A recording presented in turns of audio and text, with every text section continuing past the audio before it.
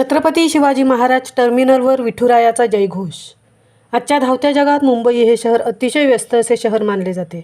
Railway प्रवास अतिशय अवघड, यातच पावसाळी दिवस, परंतु यावर मात करून रेल्वेमधील भजनी मंडळी आपले कर्तव्य अतिशय सुंदररित्या पार पडत आहे।